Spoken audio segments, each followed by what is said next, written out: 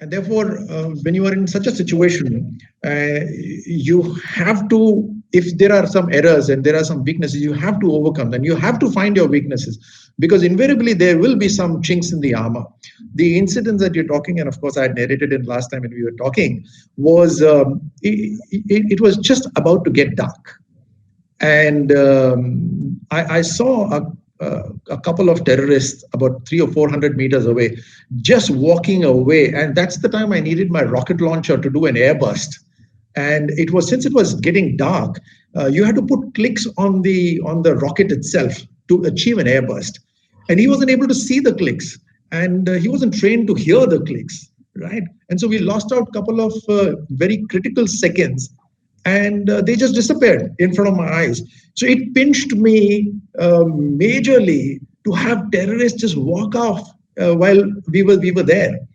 And so we came back, and I blindfolded my guys, and I had them practice throughout the day with an actual rocket launcher, with an actual rocket, just the firing pin removed of that.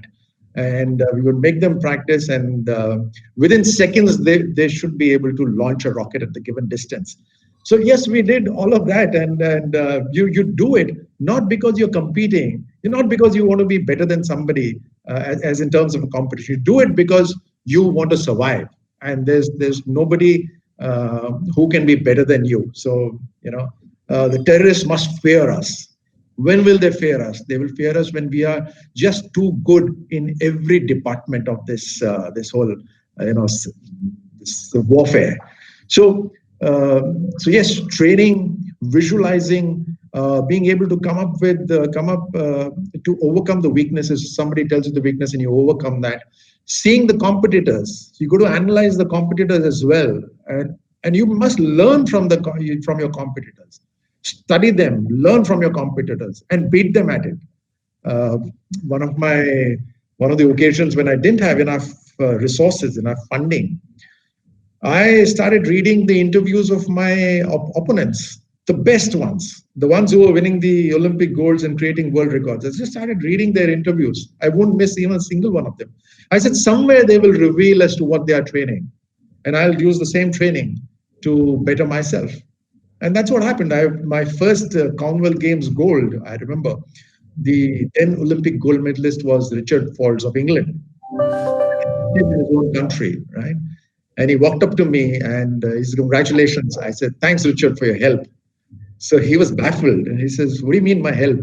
So I said, I've been reading all your interviews, and you made it very simple for me to train. So, you want to beat your opponents, but you respect them for what they are and learn from them. Absolutely important. I mean, learning at every stage, fixing your chinks in the armor, if you may, from an army man, and going back so that you are not giving up, but you're rather realizing there are gaps and mistakes that you don't want to repeat, or you want to fix them. One of the things that, especially for our small to medium enterprises are true, and I think it's true for a lot of people, is that we tend to behave, and mindset becomes that of an underdog. That, I have many people who are better equipped. I have many people who have better funding, like you talked about. I have many people, if I compare myself with the valley, in the Silicon Valley, and say, okay, there's enough money, there's a lot of private equity, a lot of venture capital. So how do I compete? I am the underdog in winning the deal. Or maybe, just for the sake of it, even if I'm winning it, if I'm participating in a deal here, there are large companies, and one of them could even be a Tech Mahindra. And we are up against them. How do I win against them, or how do I compete against them? So that underdog mindset sets up. But when you went into your Olympics or your Commonwealth Games, I'm not sure that you were pinned to be the winner. You were probably amongst those who were fighting for it, and maybe the underdog mindset was also, or the underdog label was fixed on this. What's your view on that? How does is that a strength? Is that something people can build on and say that I will now prove that as an underdog, I am actually the real dog? You see, I've been through various situations. At places I have been an underdog literally. At places I've been a defending champion. But let me tell you that it's the end result that matters. You want to achieve a podium finish. You want to be the best. You want to win it. How do you do that? You're going to tune your mind to it. You're going to play with your mind. The mind is a very powerful weapon. I'll give you an example of what one of my Russian coaches taught me. He says, uh, you have to tune yourself just for the Olympics. So 4 years, you tune yourself like a violin. Violin, if it is too tight, it won't produce the right sound. If it is too loose, it won't produce the right sound. For you, it may be a different kind of tightness. For me, it'd be a different kind of tuning, right? So you know yourself the best. Whether actually you are an underdog or whether you are actually a top dog, it does not matter. What matters is what works for you at that point of time. And then you tune your mind accordingly, right? You want to have a top dog attitude, you put your collars up and you walk and you're confident, you're overconfident, you're killing the competition before they even enter the competition. They do not know that you're shivering from inside, right? But maybe you want that. Maybe you want, despite being a top dog, you want to be an underdog. You downplay everything, right? You downplay to the extent that you feel you're just trying to strive and achieve that. So what I'm trying to say here is your mind is the most powerful weapon. Your mind knows you.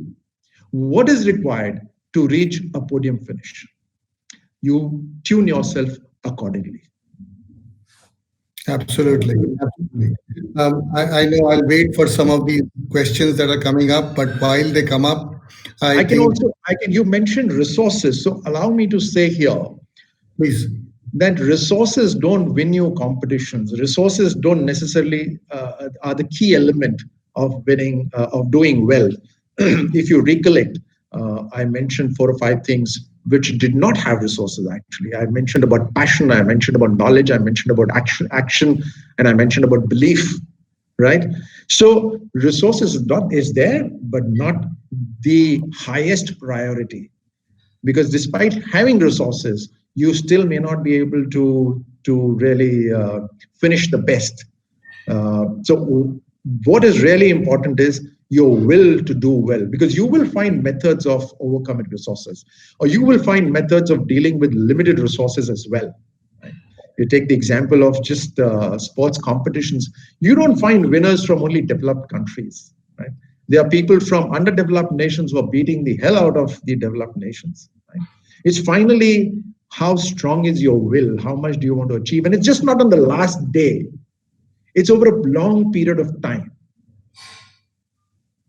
Absolutely. I think a very good point, because if that was the case, the same set of resources in every market was available to many people. They would have performed at the same level. Some perform better, some perform not as good. And it's the same reason why I guess the mental strength that you talked about and the ability to train yourself that you're probably first amongst equals, not dependent on others, and that's the mindset that I think you're trying to drive. On each of your roles, whether in your sports role or whether in your army role or whether currently even more in your politician role, it's about leadership and leading from the front, right? And I think a lot of the times we are talking about not just our 2,400 SME colleagues here in NASCOM, but approximately their employees, their teams. They're really small, cohesive teams that actually have to fight it out almost like, at times the funding might be tight, at times the deals might not be coming together.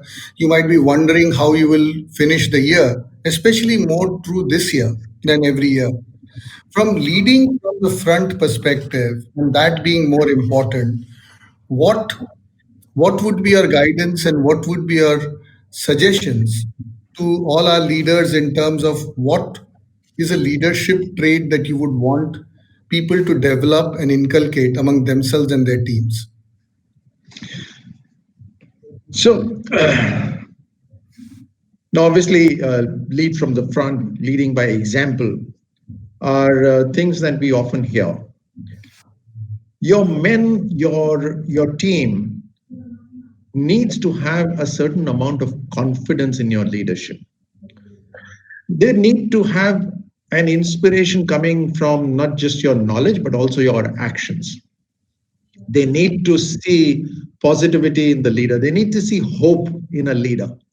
So when the chips are down and you have a leader walk in with amazing amount of confidence and positivity, right? The team feels that there is something that they don't know, which is obviously great happening, right? So you infuse in them a great sense of a great amount of energy.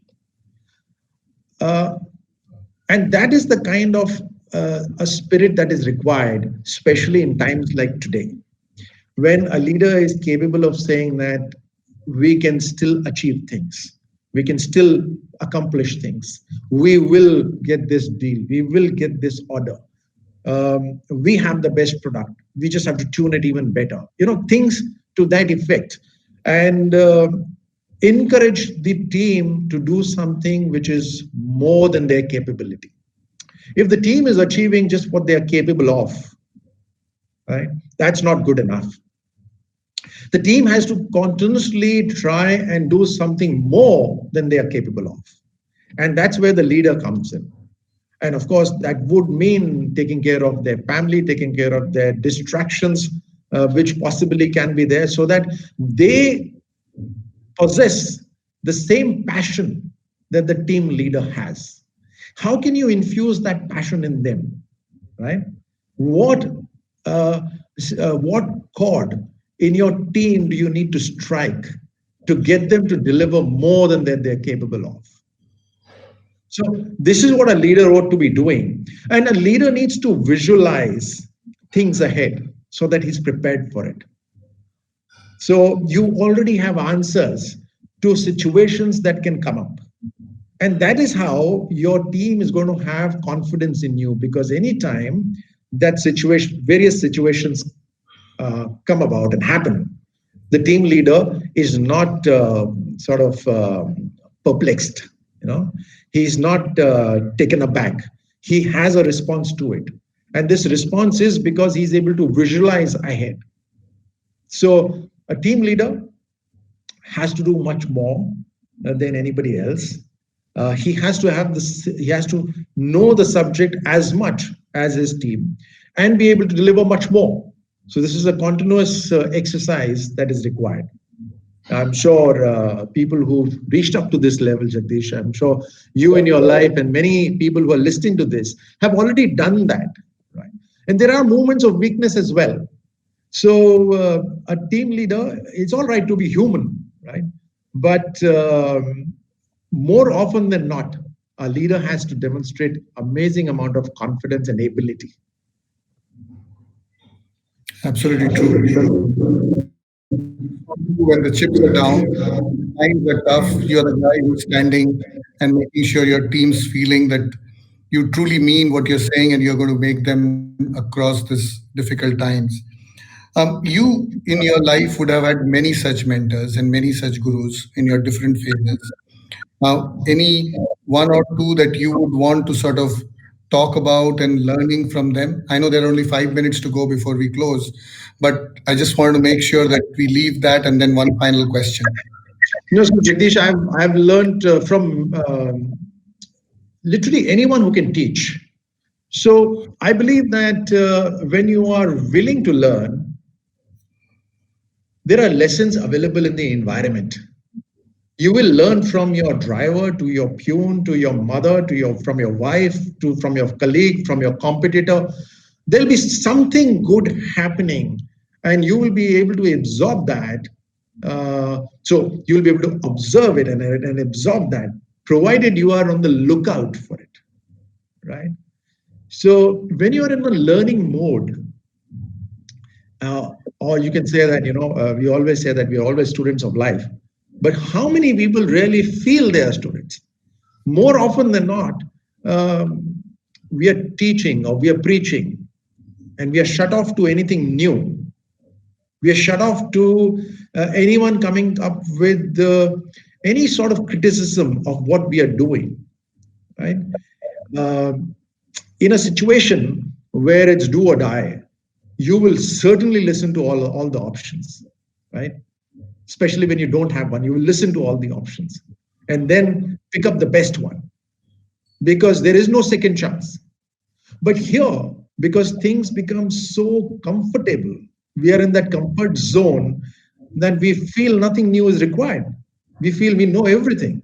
So, although you asked me a question as to who's inspired me, many people all along, without really naming them, many people, and I'm always on the lookout of something and someone and some activity of theirs that can inspire me, that I can try and sort of put into my routine, right? I can try and imagine myself to be like them and doing it. So, yes, I think what is important is a student mode to be on. Absolutely. Absolutely. Never stop learning, I guess. But you rightly put it together that we say it. I don't know how many of us tell ourselves that we need to practice it. And I think as we come towards it, I remember a quote that you had made once that I'm indebted to the Indian Army from my birth till now. I've grown and imbibed the indomitable spirit of this fighting force. I think one of the few things that obviously the army, few things that stand out amongst the many things is discipline, hard work, integrity, and the example you gave of crisis management. How would you relate that for as a guidance and your expectation as a final comment from the SME and the IT community for India? If you have a vision for us or vision for the SME industry, what would it that be? But yes, so I've grown up in the armed forces. I'm the fourth generation in the same battalion. So, on the lighter note, I probably couldn't do anything better. So I grew up in that environment, and from the age of 16 or 17, I was in the National Defense Academy. So spent about 27 years myself into the armed forces. It's an amazing organization, right? When you join the National Defense Academy, there's a signboard there which says NDA, the maker of man.